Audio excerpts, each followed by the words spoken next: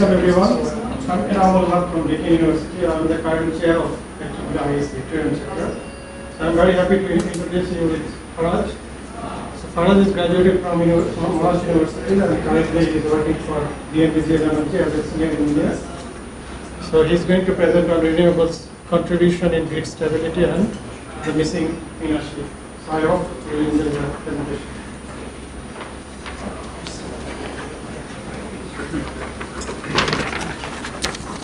Alright, just put this in.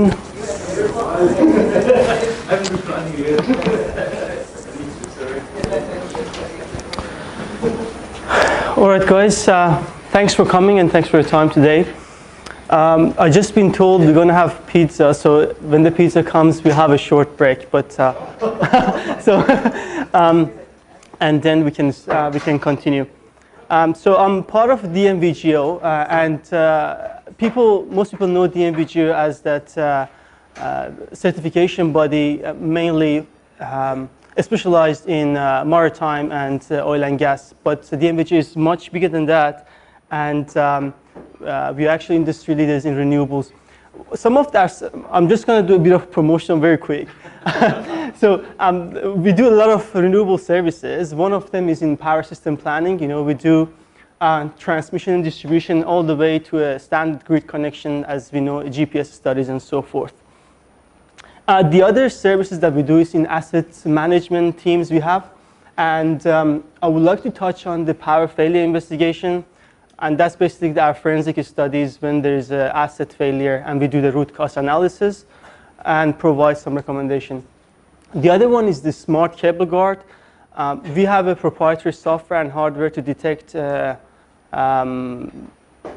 faults and issues within MV cables with 1% accuracy in terms of distance. You're more than welcome to visit the website or contact me. Anyway, enough of the promotion. So, you know, Einstein once said, if you can explain something simply, you don't understand it well enough. So, and I really believe in that. And I think for us to understand the concept, you need to really go down, deep down to the root level, understand, and ask the question why and how this started. So the two important quantities in power engineering and power systems.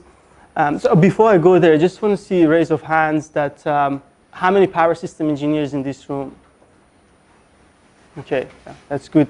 And the rest, I assume, electrical engineers. Okay, so okay. Sorry? I'm neither. Okay, we'll help you with that. It's never too late. So, so the first is obviously the real power, which basically product of phase voltages by sine of load angle or power angle. Today's presentation will focus on this quantity, and that's mainly frequency, which is directly related to the load angle. Obviously, we have QR reactive power. With a bit of simplification, you get this formula. And you can see there's still these two quantities are not independent of each other. They intertwine, and with changes of active power, you'll see changes in reactive power. So just quickly, looking at the formula, obviously you can put any sort of angle in the sign and get the different active power and vice versa. However, for stability reasons, we have to operate within the solid line area. We don't go into the details of that, but example of it is when we do PV/QV studies to understand the limits of a line or system, how much you can push the boundaries and so forth. Now, I mentioned power system stabilities. There are three schools or school of thought, or basically three areas. So we're not going to touch on the voltage area. I'm focusing on the frequency stability. And have that in mind, these rotor angle stability and frequency stability are kind of intertwined. because how a synchronous machine works. So we mentioned frequency, and the question is, what does the frequency depends on? This is a formula that we all know. There are a number of constants here. In this case, we know the frequency as F is 50 hertz for us, and N and P divided by 120. The 120 basically comes down from minutes to seconds, 60 seconds, and pairing up the poles, that gives you 120. Now, the question is, I was asking myself, look, why do we have those constants, for example, the 50 hertz? And from historical point of view, frequency range from 16.6 hertz all the way to 133 hertz. And like any market, that depends, it's about supply and demand. At a time, that's 1890s, 1880s, the loads were mainly lighting, a bit of induction motors and so forth. A typical generator was the 8-pole motor, which with 2000 RPM, that would give you 133 hertz. Very common in US and Canada. Now, what's interesting, this is basically Edison and Tesla's time. We had GE in US, led by Edison. He was pushing the DC. Tesla proved, AC is more efficient. Let's go with 60 hertz, 240 volts. At the same time, in Europe, we had AEG, which it's not very pronounced these days. AEG, which basically is a General Electricity company of Germany at the time. They were one of the main drivers. Like, they were making a lot of machines, and so they came up with the 40 hertz machines. And because it's all about demand and supply, the lighting, they were using this mercury lighting. Mercury lightings are very frequency dependent. They were seeing these flickers at 40 hertz. So they bumped up the frequency to 50 hertz. They didn't like 60 because it was a metric number. So I guess there are a lot of stories about how frequency was selected, but this is how the rest of Europe and other countries start adopting the 50 hertz. 60 hertz is only a few countries. In Japan made the biggest mistake, but that's a long story. Now, so the question is, what's the best frequency? In the context of 50 to 60, the changes is small, but generally, as we know, the higher the frequency, the smaller your plants need to be in terms of equipment, less copper and so forth. But there are other challenges such as harmonics. What's a classic example of different frequencies in power industry? Anyone? In power electronics or electrical equipments, what's the classic example in different, basically operating our equipment at different frequencies? I'll give you a hint. Inverters, 15 years ago, 10, 15 years ago, they were running at much lower frequencies. And they were heavy. And if you would open one of these up, you would see a massive toroidal transformer in them because that's how they were. But they increased the frequency in kilohertz range, and they're much smaller and run different. But so we have the form factor being smaller and the price. Other thing is, interesting thing is, in airplanes, they run the power in there at 400 hertz.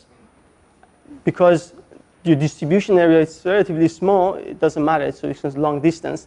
But that means everything can be compacted.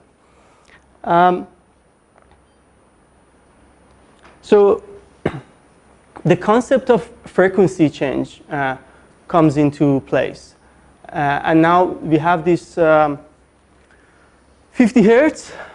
We have the analogy of scale, which is very well suited for this system.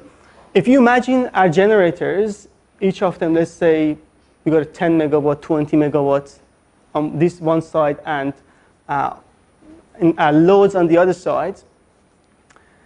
If you just pick a 10 megawatt generation from this side, obviously this will go down, so your frequency will go down. Now, the bigger your weight on the scale is, obviously the more effect you have on these scale, on the frequency. And the speed you take this weight out of it, it affects the change, how fast this changes, which is rock-off. We talk about it later. Now the concept, so this is about frequency, but the concept of inertia cannot be seen in the analogy of a scale. But you can imagine if this is the scale and you have a weight, just be ready to drop here, just touching it, but it's not affecting the scale. If you remove a generator from here, that weight it just is touching it. It will automatically add its weight. So maybe that's one thing we would add up to that analogy. Now, I mentioned about inertia. Inertia, simply put it, it's about the speed and the weight of that object. In our case, it's a generator. In power system, having inertia, it will help us during the loss of generation, loss of loads, and different disturbances. It helps us in the recovery process.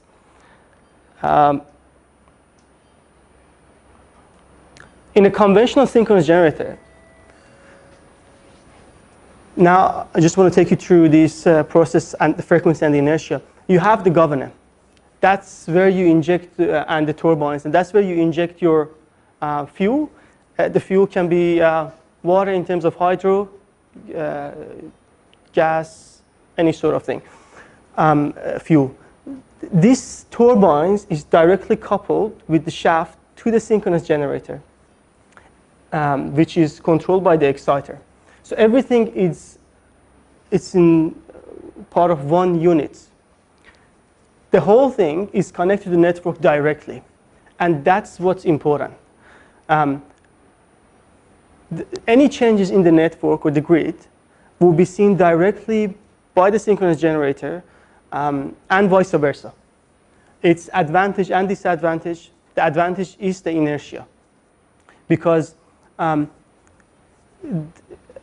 physically, mechanically, this will become part of the system with no, basically, you don't need to have any sort of control on it.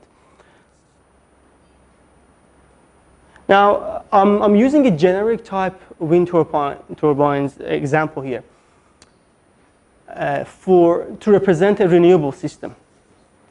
I use the wind turbine because it can cover different types of turbines, different types of renewables, inverter-based, solar, and storage, and so forth. Type 1 and 2, it was very similar to our synchronous generator. We have our induction generators at type 1 and 2. They're connected directly to the grid. In type 2, the difference is you have this variable resistor, which is in most cases, directly connected to the rotor. And which is a very interesting, it's quite interesting in engineering, because the whole thing rotates with the rotor. And so what it does, it changes the resistance of the rotor. So as the generator or the gearbox and the speed changes, so you can vary your resistance, so you can have a constant output in terms of power. Now, what we're interested in are type 3 and 4 for wind turbines. Type 3, there's still a bit of connection between grid and renewable. This power converter only works for the excitation of the field winding, and for controlling it. But in type 4, which is basically almost, we can say, identical to inverters or other sort of renewable systems. The system is totally decoupled, as you can see. This generator, which has the mass, cannot see the grid or vice versa.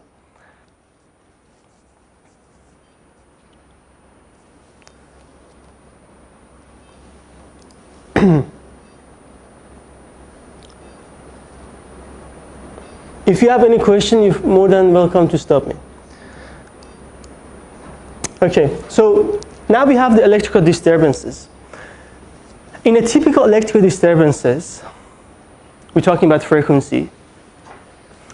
Let's say we are running at 50 hertz, and now this is not a true representation because we never run at 50 hertz. It just goes up and down, very tiny amount of. So an event happens. The way we recover, there are a number of stages to it. This stage, or sometimes only this stage, is called the primary frequency response. The initial stage, which is that instant where the fault happens, is the inertia response. And that's what matters, and that's what we're after. As you can see in secondary response and the primary response is where our FCAS comes into place. And that's why we have different timing in the FCAS market to answer to the demand of these sort of frequency changes. If you put it into like table format, we have it like that. I also include a tertiary control where basically is our dispatch. You know, we're talking in minutes, order of minutes. So that's where our in NEM, this as dispatch engine, it sees the need for frequency. If we cannot recover, it just slowly adds more generation or megawatt in order for us to recover. Now, where the frequency is and the speed of this change is very important.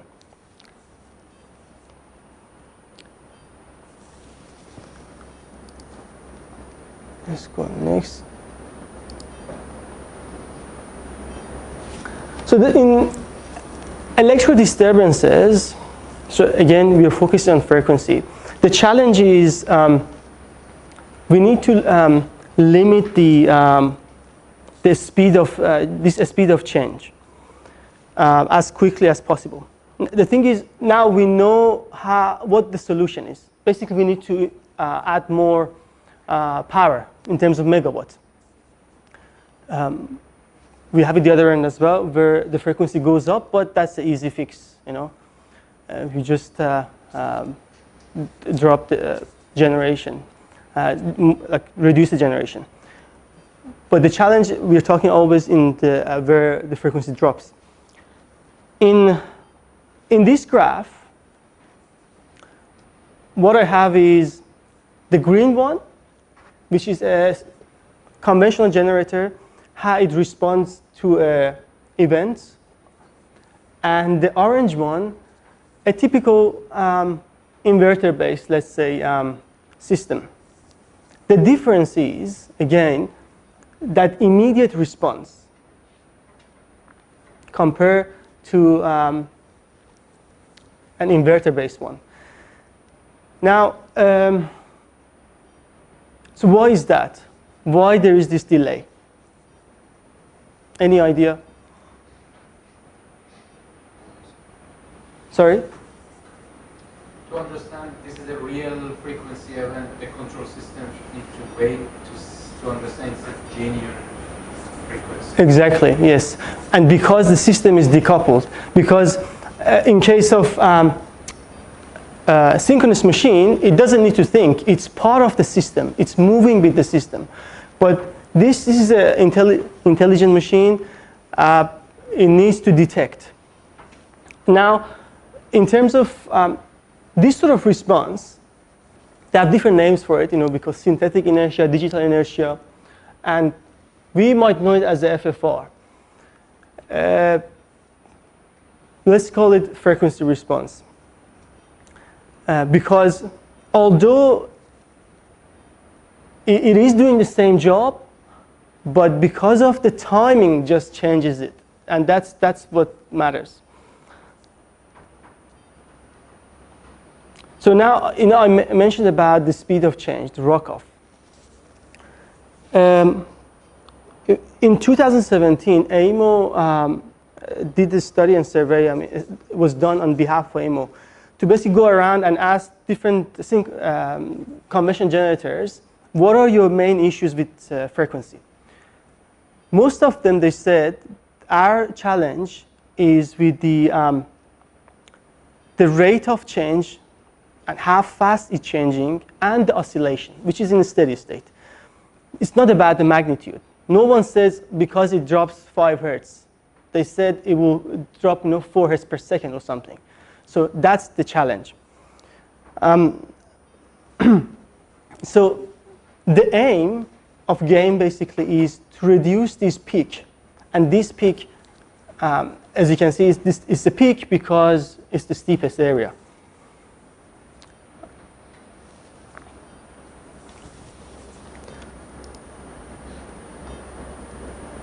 There are many things we can do to address that. It could be one thing that AEMO, with collaboration with ESCOSO, did, and also South Australia, to set a minimum level of synchronous generator in the system. So in our case, they said we need to have certain amount of synchronous generators, which we can calculate the inertia out of that number, in the system at any time. So that again limits our other generators in the system. So that's one of the way to address that. And the bottom line, the nadir, is basically the lowest point where there's an event. And this is very important because this is where we set our load shedding events. So there's an automatic under frequency load shedding scheme, and that looks basically there are limits to it. Automatically start load shedding, and these bottom lines are important to that. Similarly to a generator as well, it has its own limit. It has a rock-off limit. It has a natural limit as well.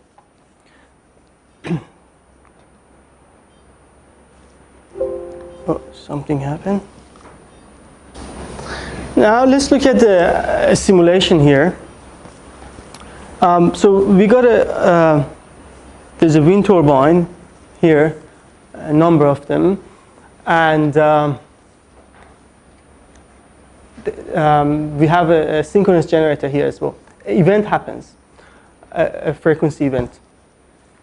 As you can see, the red one, which is a synchronous generator, it provides immediate response. Our wind turbines, it will take them some time, but they provide the full output and quite continuous. So the inertial response, the nature of response is not controllable because it's the physics. It depends when happens, what state is the generator is in, and that's why you see a bit of oscillation. The synchronous machine is trying to correct the system. And another point, if you noticed, both of the plants are running at 95% for this simulation, and there is a reason for that. In order for synchronous generator to respond, it needs to be online to respond. That means it needs to be running, up and running. And that's a challenge as well. That means even if you don't need a generation, you have to keep them running, maybe at 50% or whatever. So, but they need to be running. So there are issues of maintenance and other costs involved. In case of the frequency response from the wind turbine, it's very similar to a governor response, but a bit faster. Governor response to synchronous machine. Now there are other response that there are a lot of, I guess, companies and universities working on it. It's basically a rock-off response, which is the emulated inertia response. It's very fast, so that detection time is all the way down to 100 milliseconds or maybe 50 milliseconds. But the stability of it is questionable. So that's still, that work is still ongoing. At the moment, as far as I know, most inverter manufacturer and wind turbines, the one that they can do the frequency response, they can do talking about 150 to 300 milliseconds in terms of the time response. And the challenge, as you mentioned, with the renewable generators, there are two challenges when there is a disturbance. First, detection. Detection is a big challenge. You know, some use PLL, phase lock loop, some use different methods. But how this is detected and that rock-off detected is very important, and the speed of detection. And the second challenge is how they respond to it. Because it's not just at the instant of the fault, but it's how in a steady state as well. Because if the renewable generator creates some sort of oscillation, that oscillation might not be a problem at the time, but in a bigger system where there are other generators, it can create issues for them. Maybe power electronic, maybe a synchronous machine. They cannot tolerate these disturbances. They could trip, worst case, or it could create a lot of fatigue on them, and on long term, you would basically aging your equipment much faster.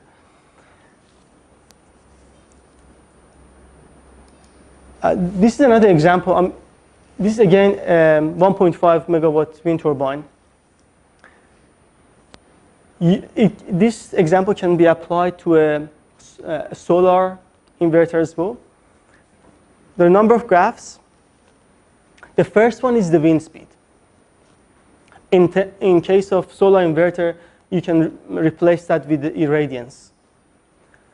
Now, when there is a fault, how an inverter-based system responds, it very depends on where it is in terms of states. What is the wind speed? What is the what voltage is operating at? What is its loading, and so forth.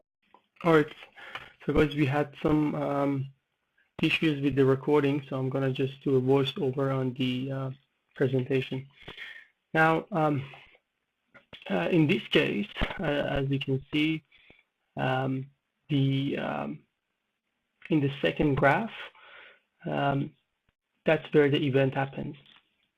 So the blue line, which is kind of covered with the red one, is the normal operation of the wind turbine when there is, assuming there was no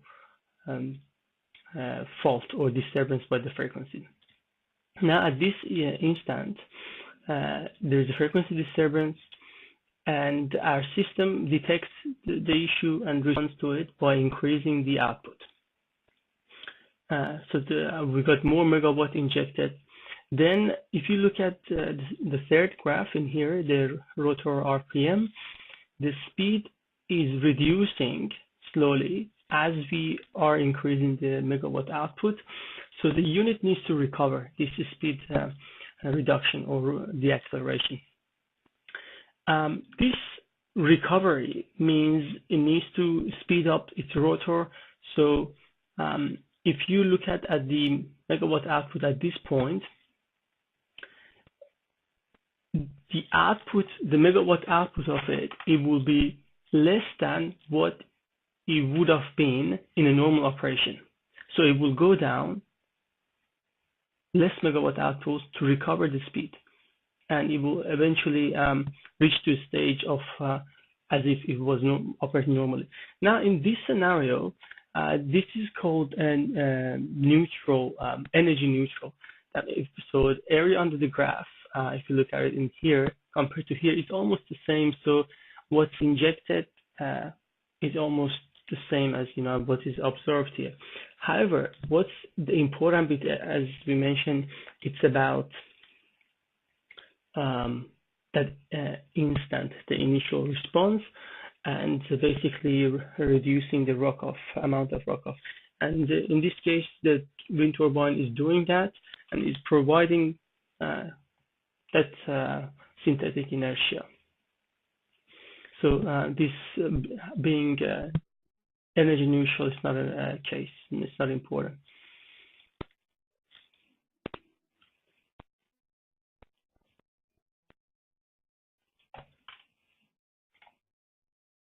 Okay, let's move on to the next one. Another example here, this is a solar inverter case in a basic steady state.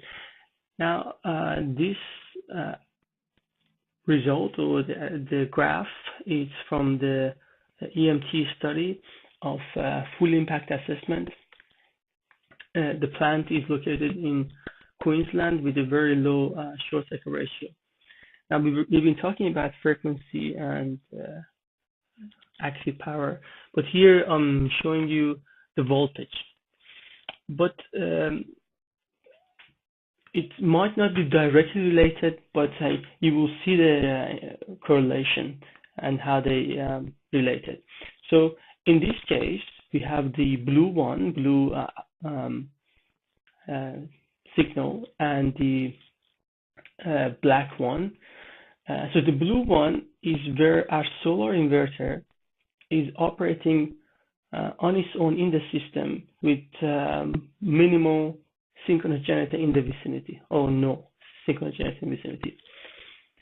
And this event is recorded post-contingency. So there's been a contingency and the system basically responded and is recovered, and it's kind of a steady state.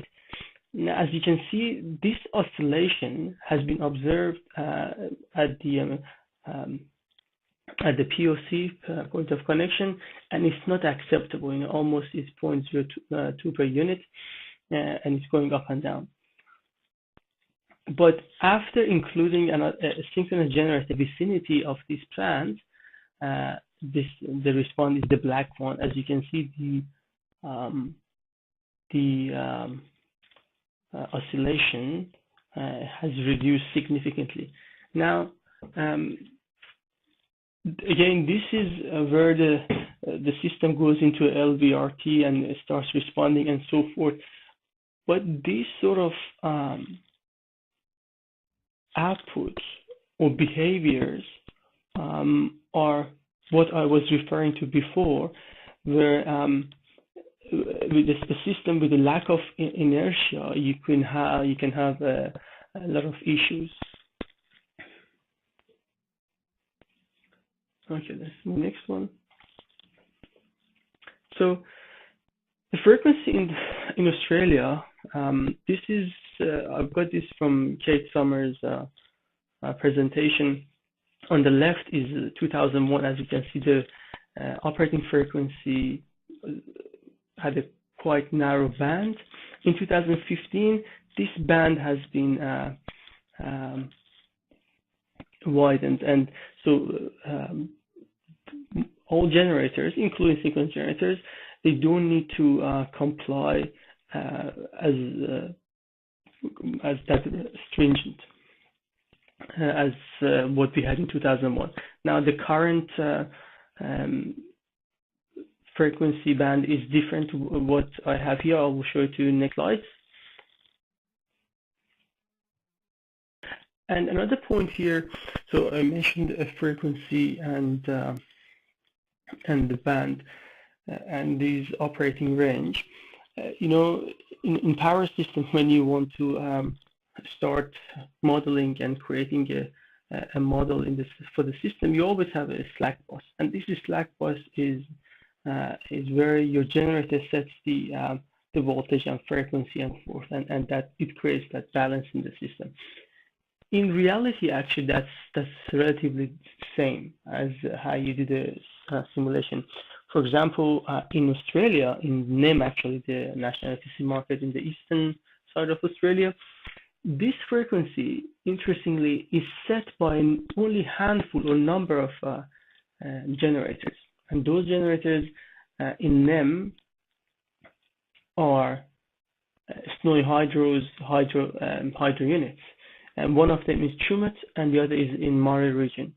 And it's very interesting, in the past 10, 15 years, they proved they are setting the frequency for the NEM to a certain extent. As mentioned, what this is basically saying is our generator or the governor and the controllers and everything else, they don't need to create this tight band. Now let's get this next slide. Here, this is by Bruce Miller. He put it together last year, I believe. Basically, just the random samples taken on the frequency distribution in the number of countries and continents. Starting from the left one, Russia, they have the tightest first range or band, and they're operating there.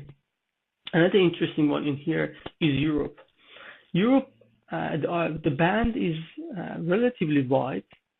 We can say as wide as the Australia one, but they're operating in a very narrow area. And the reason for this case is having the stiff grid, having grid with a lot of synchronous generators that those are nuclear and coal power plants. Now, going back to Australia one, as you can see, the band is wide and we're operating in a wide area, so I would say it's the worst one. It is, in all cases, it's the worst.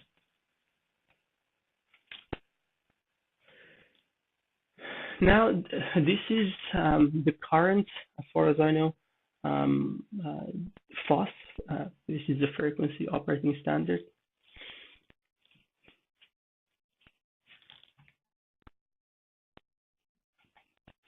I've got another case. This is in 2017 in Feb, which was a hot day, where the blue is the generation on top, where we trip about over 400 megawatts of units in Talavera. And on the bottom, we have a total output generation of wind. And as you can see, I mean, the frequency started to fluctuate. It's a red one. The wind power or the wind generators did not respond to this event, but that's a good thing in a sense. So you don't want to have a detrimental effect if you're not contributing. So that means they just sit there and doing their job. However, our synchronous generators, they started responding to this because, I mean, they were going up and down. Bear in mind, the scale is in gigawatts, so we're talking about hundreds of megawatts, trying to get to the target. And the reason for that is having that wide operating band.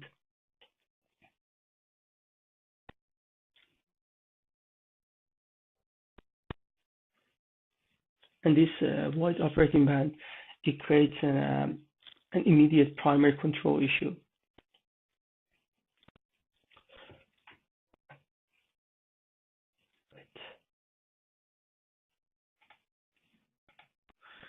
We've got another case study. So this in 2016, system operators in Ireland, they've done a study to understand the ability of our renewable in a system with 75% penetration. So basically, we have the term SNSP, which is the system non-synchronous penetration, and that means, as I said, having 75% renewable in the system.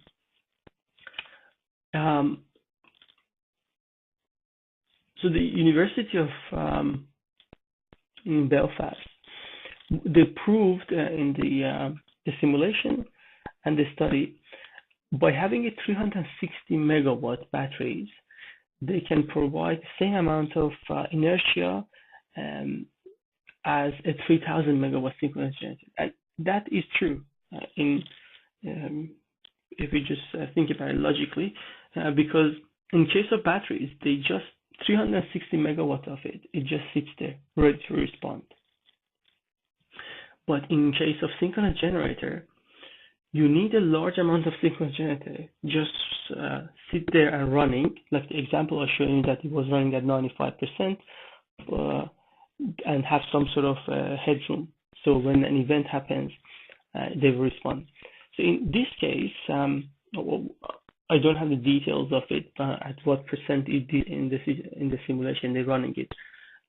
But you need to spin a lot of synchronous generators and have a lot of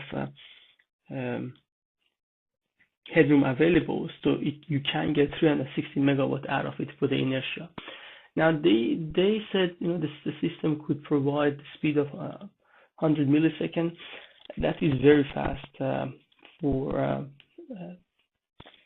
the synthetic inertial response. But what is not proven in these studies is having a stable output, or having a system, having a good stability in electromagnetic domain. And you would run these sort of studies in PSCAD or similar softwares. So in this study, the EMT part is not investigated in details, but the concept is something that we can all appreciate. Now, in conclusion, what I would like to mention is it is important. The synchronous inertia we talked about and the FFR are quite different things, at least at this stage. They give us different results because of that time scale, and that's what actually changes the definition. And the FFR, as we know it, fast frequency response, can help us to get the effect of reduced synchronous inertia on power system frequency control.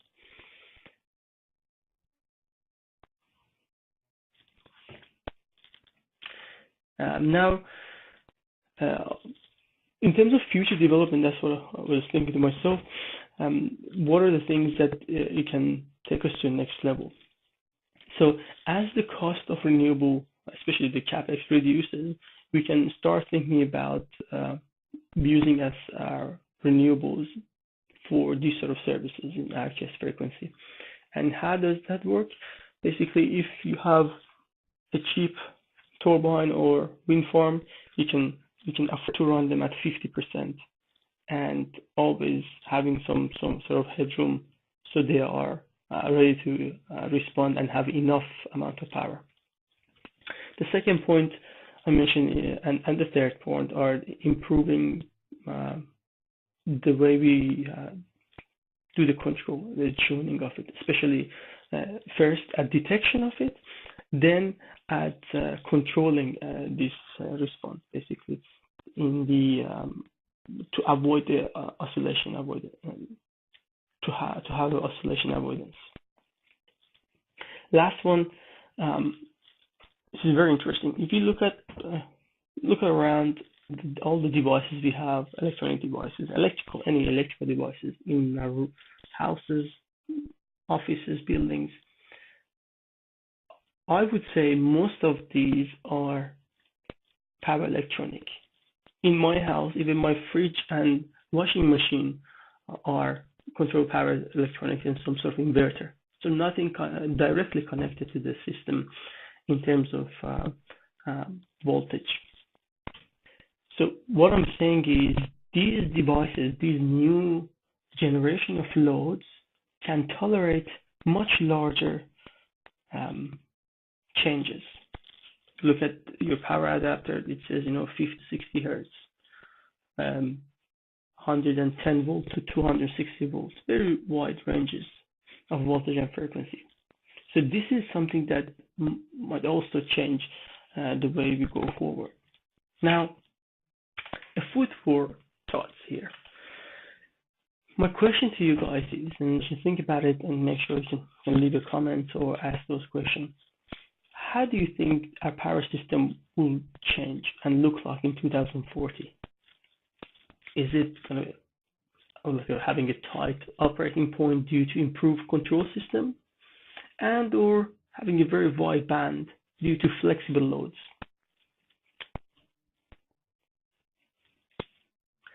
That's about it for this presentation, and I hope you had a good time and enjoyed this presentation. If there's any question, please feel free to contact me or write your comments down below. Thank you.